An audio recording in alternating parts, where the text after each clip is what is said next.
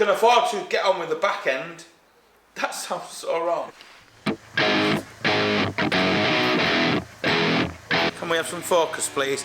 Right, today we're back on with the XRTT. I said I'd try and do one every month, and I've made time, and we're so busy at the moment. I want to talk to you about the Week in Shine. If you know nothing about the Week in Shine, we used to do the day-to-day life running from Wednesday to Wednesday, because obviously we do a main upload on a Sunday, so it'd be a Wednesday to Wednesday of our life in the garage. Or I might just start it on a Monday, do all the way to Friday, and then the following Wednesday. Yeah, I think that would work. I think that's how I used to do it anyway. So the Week in Shine, if you go to the community tab, there's a post on there.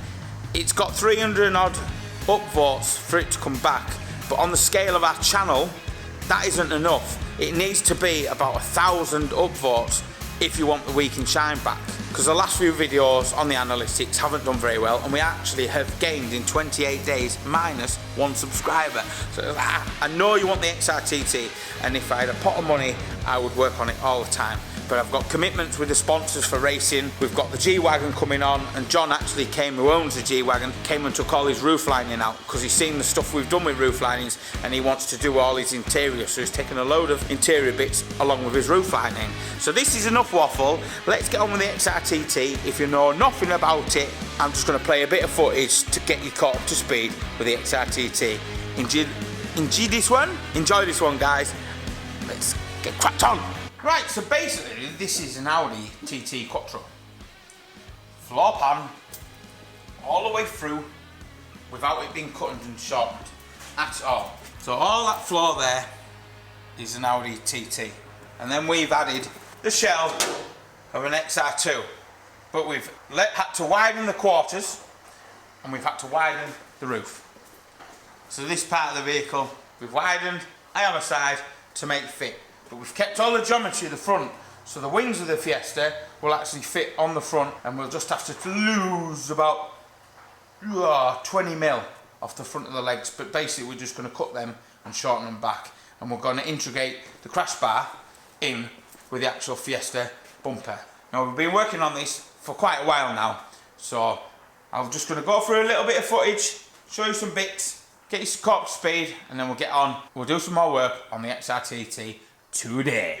This is the XRTT. This is an Audi TT Quattro with a Fiesta XR2 sat on it, but it's not just sat on it because I've had to change the rear end. So I've had to pull the rear end down to take for the wheels, the centre of the wheels. I wasn't chopping the floor in half and shortening it. That's something I didn't want to do. I wanted to keep the wheelbase the same. So originally I was looking out for using a Mark III Fiesta, which would have fit a little bit more better. But how retro is this looking?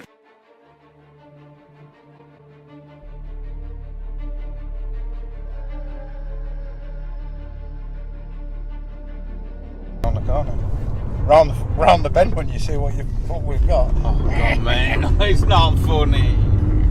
Oh no, give me the finish.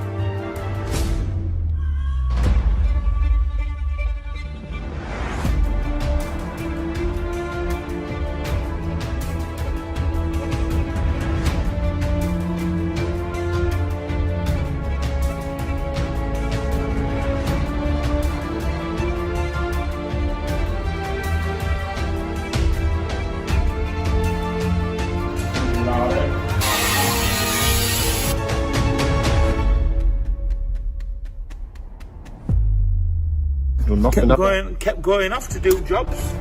Got to go here, got to go there. You let me do all the welding on the cage again. Once again. Lovely. You've done a nice job as well. Thanks, mate. Toretto taught me how to do it. What are you smiling about? Dude, I almost had you.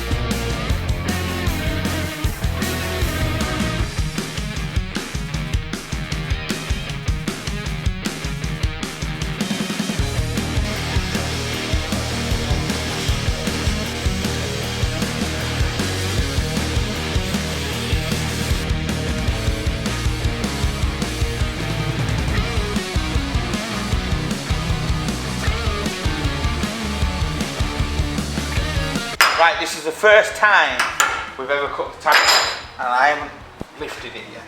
And I dread to think what it looks like underneath, because it looks a proper Frankenstein on this side. So, I ain't that heavy. So far I'm happy with that. With a good set of gas struts on that, that'll go up. And in all fairness, looking underneath it, it isn't that bad. So we're going to have to join this up here, and join it up here, same as along side of there, and then get all this tidied up and some acid etch in there, and then probably cut this off around there, and we'll make our own plate to go across there to tie that in. That'll come along there, come around there, and then I'll piece a piece in along there, and then that'll get the tailgate sorted out on the back. And I don't know whether to jump into that now or later. I should make my mind up, but right now we're just going to continue cleaning it, and I'm happy with that. Look at it, look at it. What do you reckon, Lewis? You got that tailgate on yet? Right, yeah, we'll just carry on, because obviously I need to get the latch in the middle, so I need to get this bit tied in to this bit. Once I've got them tied in, the latch can go on, and then we'll get this all pieced in and solid onto the frame, and then we can work out the rolled arches that are in there. But this side has got the fuel, so I've got to sort out getting the fuel around, and lots and lots of other stuff. So, but I can afford to get on with the back end. That sounds so wrong. I can afford to work on the back end, even no matter what you say, it sounds wrong. I need to sort the back end out first, and I can afford to do that because it is just labour intensive. I've got everything that I need. It's just we still need the BMW E30 frame for the front. But yeah, so we're just going to work along and just see what we get done in this episode, because it's a month, and I said I'll try and get one video done every month. So that's what we're doing. So back onto the time lapse and let's get cracked on.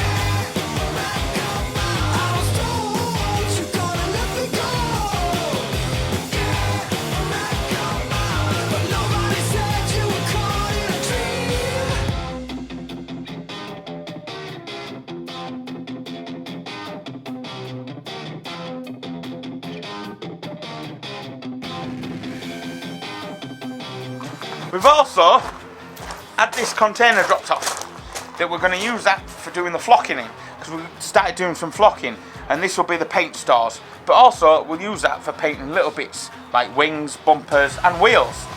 Won't we, Lewis? Yes. And Lewis today is coming on a Sunday. When's it your driving test, Lewis? Thursday. On Thursday, and he's a little bit nervous, so we've all got to wish him luck for this Thursday for his driving test. And then on Sunday there should be the upload. Well, there's gonna be the upload because we need your car for this, don't we? Yes. So we're wrapping it, and Lewis is in sanding some bits down. So me and Lewis on a night all through this week, and we're going to be working on his car late on a night, and I think Roland will be helping out as well. So that's just, yeah, let's get back on the XRTT.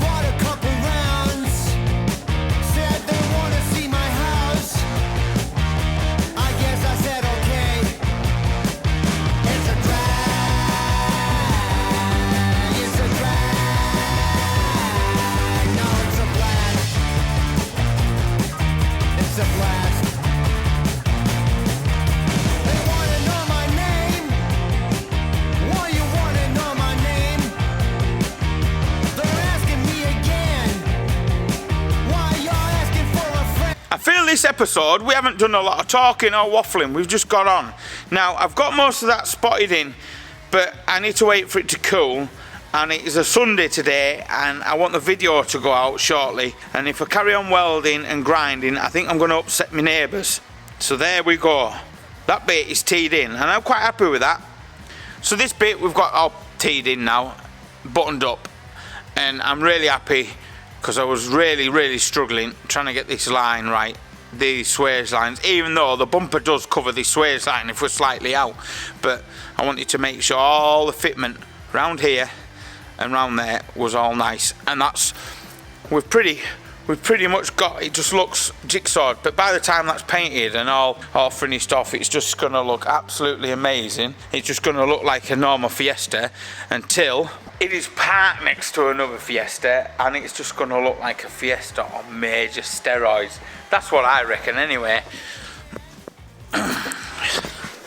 Right, I'm down.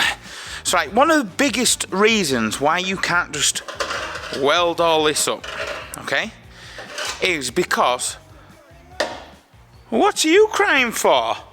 Oh, Daddy, it's cold. What are you crying for? Right, let me explain this and then we can go home. The reason why we can't just fill this and weld all this, because this is thin sheet metal, and what will happen is the panel will absolutely distort and go crazy. So you have to do a spot over here. You have to work over in an angle pattern, so you are constantly moving around the panel. If you've got an airline, it's ideal to cool the panel off as well. So with this sort of paneling we've done, this is slightly, the back panel is slightly tucked under, so we'll spot all along here till it's all filled up. Then in the next video we'll grind this all down with the airline, keeping it cool, or grind sections if you don't have an airline at a time, letting it cool. So we'll only take this top side off, because if you try and feather it all in, you're making the sheet metal really thin. So we'll just grind down here and down here, and then this will all be filled in and smoothed up. But I like to, some people would stop at this, grind it and fill it, but I like to make sure I've got all the panel fully stitched up. So there's a little bit of a how-to in the video, just explaining the reason why you can't just send it from there to there, because you would end up, it would just be so wavy. There you go, just thought I'd give you a little bit of a tip. Whether you use it, that's up to you. If you don't, you'll end up with a nightmare. Can I ask who's been in the bin? Who's done this? Who's been and eaten the crumbs? Was it you? Did you do that? Bella doesn't look guilty. Did you do this? Oh, you guilty lady. Oh, but I'm so hungry, Dad. Oh. Right, so that was another bit of work on the XRTT. If you want to watch a playlist, click here and subscribe here, and we'll see you in the next one. Thank you.